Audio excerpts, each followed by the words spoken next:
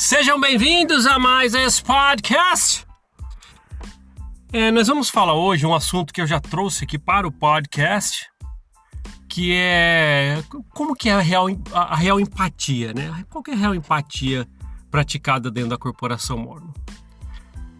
Eu convidei para participar junto comigo desse episódio aqui o Marcelo Ribeiro. Eu cheguei para o meu amigo Marcelo Ribeiro e falei, você pode me ajudar, tal?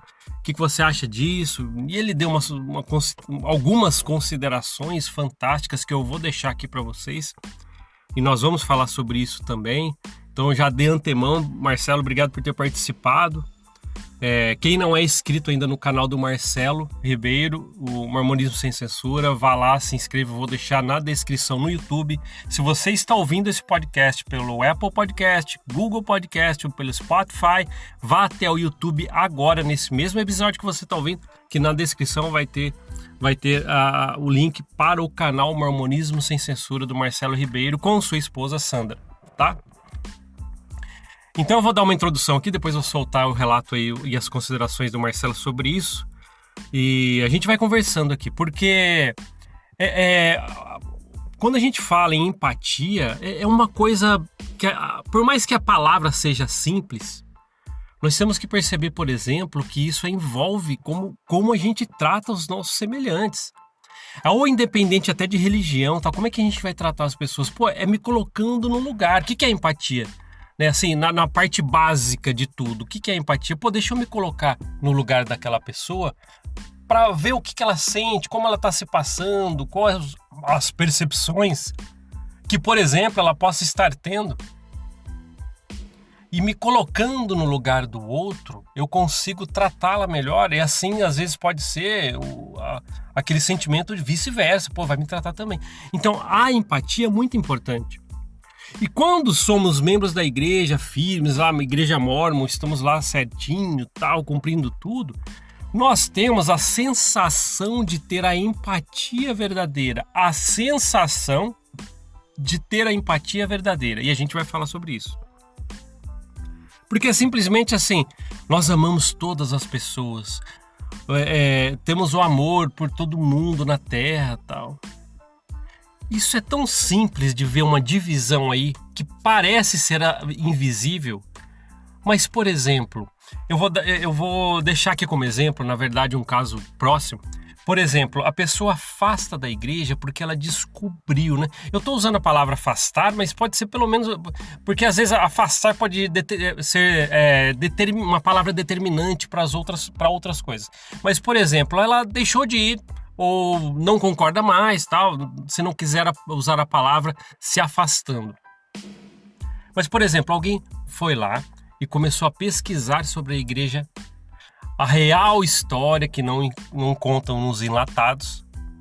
E ao aprender, ela fala assim, eu não quero mais seguir isso, porque eu aprendi que não é essa a verdade. E vamos supor que, por exemplo, ela é uma das pessoas de uma família firme lá na igreja. Quando ela sai, deixa de frequentar, porque por ela descobriu, ela não quer mais fazer parte daquilo. Aquelas pessoas da família que ela convive, que ainda permanecem lá, que não quiseram nem saber as coisas que ela estava aprendendo.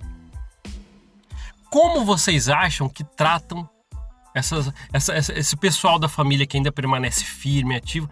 Como vocês acham que olham para essa pessoa que adquiriu um outro conhecimento, porque ela foi atrás, né, um conhecimento diferente, foi atrás da realidade, aprendeu por si próprio, pulou o murinho, rompeu a barreira? Como você acha que esses membros da família vão começar a olhar para ela? Esse olhar para essa pessoa é a diferença que a gente começa a ver na empatia. Aquela empatia que a gente via que era, temos empatia por todo mundo na Terra, ela começa a desaparecer nesse ponto. Por isso que a gente não percebe. Mas se você membro da igreja que me ouve aqui, que eu sei que no Spotify e no Google Podcast, eu sei que muito membro da igreja me ouve. E então eu fico pensando aqui. Vamos lá. Quando a gente está na igreja, e eu fui frequentador assíduo da Corporação Mormon por 40 anos, Quando eu via alguém falando mal de Joseph Smith ou do livro de Mormon, alguma coisa assim, eu achava que eu tinha empatia. De verdade. Mas hoje, olhando para os meus próprios atos que eu tinha lá, hoje eu percebo que eu não tinha. Porque eu não acreditava, eu não queria ouvir, eu não queria dar atenção. Eu lembro até hoje que uma pessoa chegou até mim e falou assim, olha aqui, ó, eu aprendi umas coisas sobre Joseph Smith e tal. E eu lembro que eu falei para essa pessoa. Perceba se eu tive empatia ou não. Eu falei para essa pessoa assim, cara, eu não quero nem saber, cara. Se não tá onde eu aprendo aqui dentro da igreja, nem me mostra, porque para mim é tudo mentira que tá fora. Eu fico pensando a respeito disso. Será que eu tive empatia por essa pessoa? Até hoje eu penso sobre isso. Aí a pessoa não me mostrou mais, ficou com ela e tal. E aí? Imagina quando a gente fica próximo, por exemplo, estando dentro da igreja, de alguém que descobriu a verdade. Pô, agora eu não quero mais. E quanto mais, por exemplo, ela tiver a necessidade de falar. Imagina alguém próximo a nós, descobriu as coisas da igreja, tal, foi pesquisar a história. Pô, não é mais pra mim essa igreja Mormon aí. Então ela vai comer, ela sai.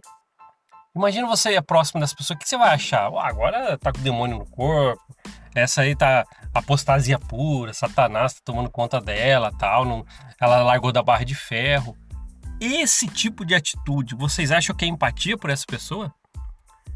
Então, fazendo essa mensuração aí, vocês acham que dentro da igreja realmente tem uma verdadeira empatia?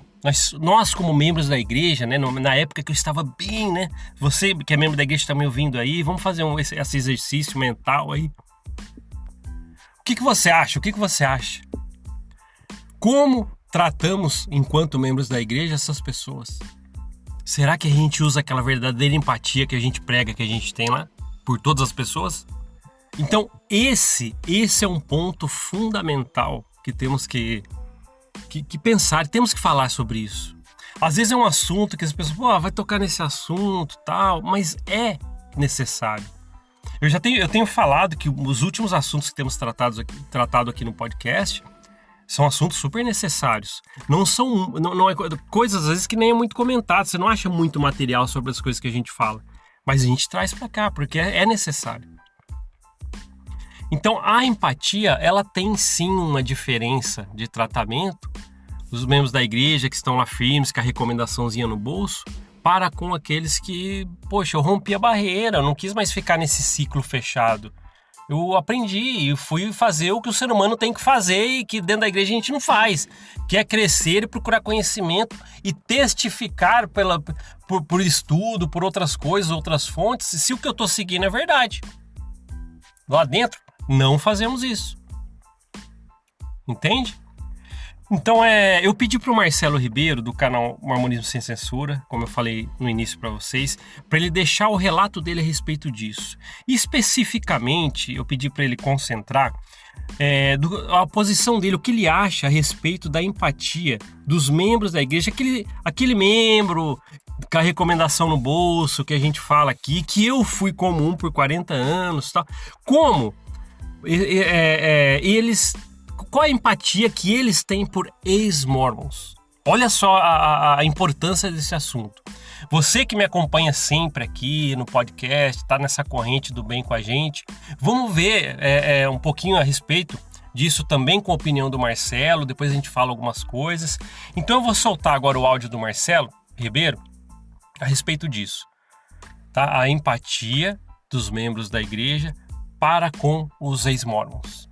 Tá, então já novamente, Marcelo, obrigado por participar aí e vamos lá. Ô Paulo, tudo bom? Olha, essa pergunta é fantástica, né? O que eu acho aí da empatia dos membros por quem saiu da igreja? Dá para escrever um livro sobre isso, né? Vou tentar ser breve aqui, com alguns pensamentos que me vêm à mente. E eu estou, na verdade, até lendo um livro que fala, alguns capítulos, né, falam sobre isso, né, o livro da Luna Lindsay Cobden, que chama Recovering Agency. Inclusive, eu estou com um projeto aí, já contactei a autora para traduzir esse livro, logo vai estar chegando aí no Brasil em português. Mas olha, é importante entender que existem alguns motivos, alguns grupos, né, de razões por que as pessoas saem da igreja, né? Então tem aquelas pessoas que realmente não se adaptam ao modo de vida da igreja mórmon, né? Então, ou porque ela quer praticar certas coisas que a igreja considera pecado, né? Ela quer viver uma vida não celibatária, sem estar casado, né? Quer ter um relacionamento com a namorada, etc. Não está a fim de se casar agora, e enfim. Ou então a pessoa realmente não quer abandonar a sexta-feira no barzinho com os amigos e tal, a cervejinha. E para a igreja isso é pecado, e a pessoa não se adapta, então ela não continua, né? Tem outras pessoas que não se adaptam aos requerimentos da igreja do tempo, né? A igreja, aos poucos, ela absorve a vida inteira da pessoa, né? Todo o domingo inteiro, praticamente. Aí no sábado à noite tem coisa, na semana.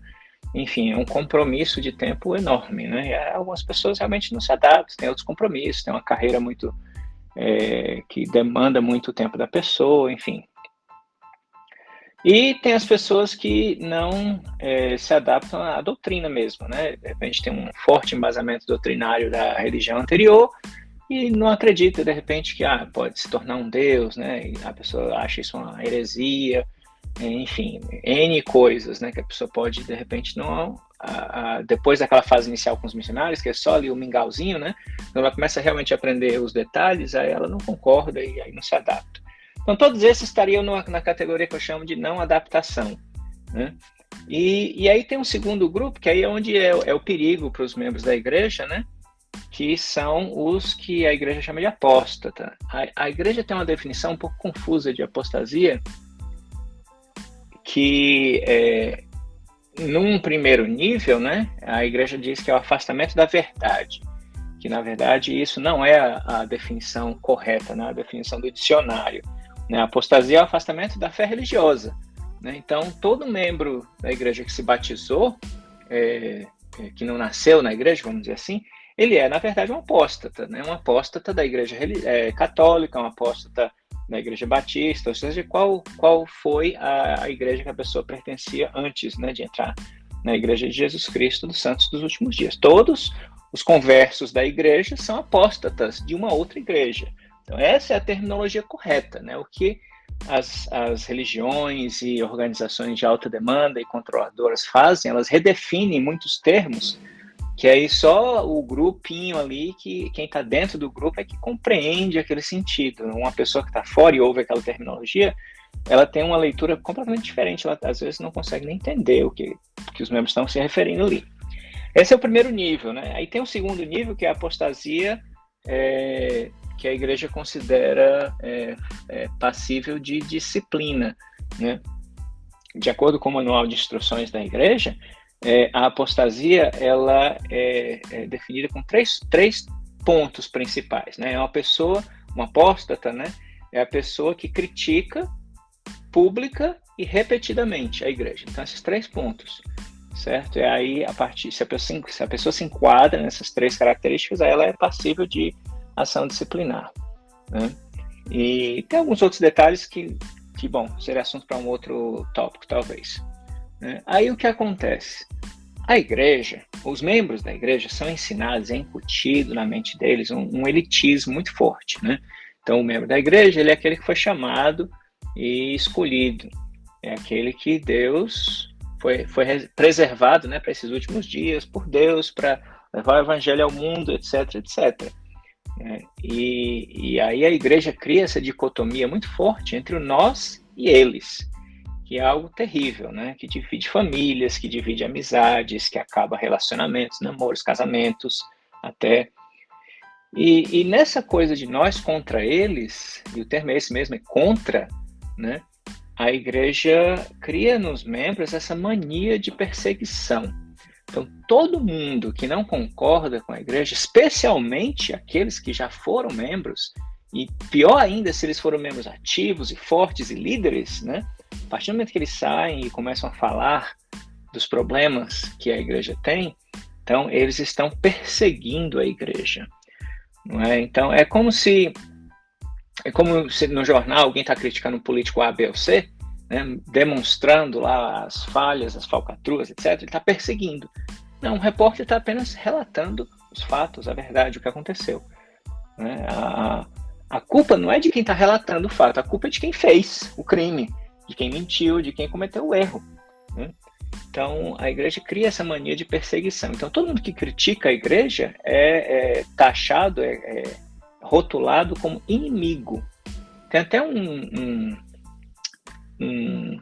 vídeo muito recente aí de um apologista da igreja, né? Se você tiver tudo ok eu dizer o nome dele, né? O Lucas Guerreiro, senão você pode cortar, né? E essa parte do áudio, só dizer um apologista da igreja falou, né, dos inimigos que estão lá fazendo canais no YouTube, etc. Na verdade, não são inimigos. Eu mesmo, pessoalmente, acredito que você também, Paulo, não tem nenhum desejo de ver a igreja destruída. Até seria bobo da minha parte achar que eu tenho algum poder de destruir uma entidade multibilionária, né, americana. Não tem como. A igreja vai existir para sempre aí, né? Nossa, eu vou morrer, a igreja vai estar aí ainda. Não tenho essa ilusão, né? O que acontece com as críticas, a igreja acaba evoluindo e melhorando. Foi por causa das críticas que a igreja permitiu os negros se batizarem. Foi por causa das críticas que a igreja agora é menos sexista. E as mulheres não têm que fazer convênio de obediência ao marido. Ela faz um convênio direto com Deus no templo. Né? Por causa do criticismo, das críticas, que a igreja reduziu o tempo de sacramental. Né? E, enfim, a gente pode fazer uma lista aqui grande que a igreja tem mudado ao longo do tempo por causa dos críticos. Né? Então, a crítica traz o benefício para o próprio membro que está lá dentro. Né? Acho que eles deveriam agradecer a você, a mim, a Vânia e outros. Né? Então, a igreja cria então essa coisa, né? Nós contra eles, e eles são inimigos. A partir daí, desse momento, o que é a tendência natural do ser humano é desumanizar o inimigo. Porque quando você desumaniza a outra pessoa, é muito mais fácil atacá-lo até num campo de batalha, né? Você matá-la. Porque ela não é um ser humano como você, ela é menos do que você. É como se fosse um cachorro, quase. Né? Um animal que tem menos valores, que não merece. Né? Não tem o mesmo nível de merecimento de estar vivo que você tem. Ou de poder falar, de se expressar, de ser feliz que você tem. E aí é muito mais fácil você começar a colocar rótulos na pessoa. Né? Eles são pecadores, são decaídos, eles nunca quiseram aprender, nunca tiveram testemunho, são desertores, cuspiram no prato que comeu, têm a mente vazia, né? Se fazem de vítima. Isso tudo está vindo, não é da minha cabeça, não são exemplos fictícios, não. Eu estou falando aqui, listando coisas que eu já vi em discursos recentes de autoridades da igreja, como é o do Renland e outros, e também de outros que são apologistas aí, ou pessoas menos influentes, mas que colocam esse tipo de opinião no Facebook, etc., né? Como recentemente, né, um diretor do Instituto, Carbone, colocou isso no Facebook dele, né? Falando sobre os apóstatas. Né? E isso cria a justificativa perfeita para o membro da igreja não dar atenção para o que o crítico tem a falar, porque o apóstata, entre aspas, tem a dizer, né? Então, a igreja é perfeita. Como é que pode a pessoa ter saído da igreja? Claro que a culpa é da pessoa que saiu da igreja. Ela é menos, ela é desprezível, ela é fraca, ela é pecadora. Por que eu vou ouvir uma pessoa dessas? Elder Renland falou, por que eu vou ouvir conselhos sobre a minha vida de uma pessoa falida espiritualmente? Né? Outros... a gente, como Lucas, comparou a Judas, né? Como é que você vai perguntar sobre Jesus Cristo para Judas, não é? Então, é isso. Esse tipo de etiqueta previne o membro de sentar com aquela pessoa que saiu da igreja, que às vezes é o próprio marido, a esposa, é um filho, é o pai, é a mãe, é um amigo querido, e a pessoa não consegue sentar e ter uma conversa honesta e aberta com essa pessoa querida que deixou a igreja. Ela não consegue ouvir o que essa pessoa tem a dizer. Talvez se ela sentar, ela vai só querer descarregar ali as doutrinas, os dogmas e dizer como aquela pessoa está errada. Ela não consegue ver. Eu costumo dizer, Paulo, que a coisa mais perigosa para a igreja, mais perigosa para a fé de um membro, é ela ver um ex-membro bem-sucedido e feliz. Né? Porque aí, como é que ela explica que aquela pessoa que decidiu seguir a Satanás, que abandonou o Salvador, como é que ela pode estar feliz? A igreja tem saídas para isso também, né? Pode ser que Satanás está abençoando a pessoa e Deus está deixando ali, ela está dando a corda para ela se enforcar, e, enfim, tem uma série de explicações também falaciosas para isso. Mas é isso, meu querido, eu fico assim, né? A empatia dos membros para com quem saiu da igreja, especialmente se essa pessoa fala abertamente sobre os problemas, é essa. Né? No fundo, é medo porque o alicerce é frágil. O alicerce ele precisa ser protegido por uma bolha, porque se a informação, a verdade entrar, o alicerce vai ruir. Não tem outro caminho. Se a pessoa realmente der ouvidos, realmente prestar atenção, o alicerce não resiste, porque ele é de areia. Né? Embora a gente tenha sido ensinado que era um alicerce. Se fosse realmente um alicerce de pedra, né, como a gente foi ensinado que era, não teria nenhum problema, nenhum perigo, né, da informação entrar e destruir. Mas não é. Né? A gente sabe que o alicerce é realmente muito frágil. Né? Então, a empatia do membro para com quem saiu e critica é essa. Né? E muito sinceramente, eu acho que muitas pessoas têm aquele desejo mórbido, subconsciente talvez, de que o apóstata, entre aspas, ele se dê mal. Né? Que ele se dê mal na vida, se arrependa e volte. Não é? Então, a empatia que eu vejo de alguém que saiu da igreja, depois, no começo é difícil, né? Você tem realmente raiva, aí você mistura a igreja com os membros, você tem raiva dos membros também. Mas depois de algum tempo, quando a pessoa consegue amadurecer essa ideia, a meu ver, a empatia que o apóstata, entre aspas, tem de volta, né? Pelo menos eu posso falar por mim, pessoalmente, é que eu quero que os membros da igreja sejam bem-sucedidos e felizes. Né? Eu quero que a pessoa que se enquadra, com quem a igreja se encaixa perfeitamente, seja feliz. Né? E eu quero que a pessoa que não está se enquadrando perfeitamente, para quem a igreja não está trazendo essa felicidade, ela tenha a liberdade de sair com a honra dela intacta, né? Com a certeza de que ela não está pecando ou fazendo uma coisa errada, e que Deus não a condena para ela sair da igreja. Né? E a informação faz isso. Né? Isso que o teu canal, o meu canal, da Vânia, do Tom, né? E outros por aí, agora o podcast aí da Silvia, né? Eu e o Mormonismo, fantástico. Isso vai dar às pessoas que não estão felizes lá dentro a segurança, a paz de sair com a integridade, com a felicidade e controle das suas próprias vidas. Né? Então, no fundo, o meu desejo é que todo mundo tenha sucesso e seja feliz. O apóstata, o membro fiel, né? O fullbacker, todo mundo. Né? O profeta Nelson quer que ele seja feliz. Né? E pare de falar mal e ficar atacando a honra, a integridade das pessoas para quem a igreja não funcionou, né? Que na verdade é 99,9% das pessoas no mundo inteiro, né? Então é isso, meu querido. Meu pensamento é esse. Espero que seja de ajuda aí para alguém, né? Então um abraço grande, tudo de bom para você, para sua audiência e felicidades e paz. Até a próxima. Obrigado novamente, Marcelo, por deixar seu relato, suas considerações a respeito disso. E a gente realmente concorda com isso, porque, como você disse, né, vive em uma bolha que tem medo de ser estourada. Por quê? E aí? E se eu testificar o que eu estou seguindo? Será que vou continuar acreditando nessas coisas? E às vezes eu já ouvi pessoas falarem assim, não, é melhor a gente não buscar isso, vai que a gente é levado pelos assuntos que a gente vai encontrar, mas na verdade não é. Pode ser um receio realmente se eu colocar à prova, provavelmente eu posso colocar em ruínas tudo o que eu acredito. Então, obrigado pelas colocações, Marcelo Ribeiro, foi muito legal. E é isso, né? Eu queria que vocês pensassem a respeito disso, sobre empatia. Se você quiser deixar os seus comentários, deixa no YouTube, que tem um espaço ali para comentários, eu deixo coraçãozinho para todo mundo. E ainda assim, né, se você ouve pelas plataformas de podcast, Spotify, Google Podcast ou Apple Podcast, vá até o YouTube, que ali a gente consegue fazer essa interação para que nós possamos ali trocar informações, experiências através dos comentários.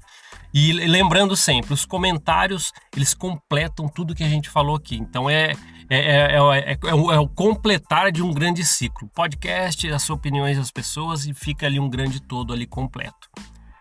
tá certo? Então, obrigado por ouvir esse podcast. A gente se vê na próxima. Até mais. Tchau, tchau.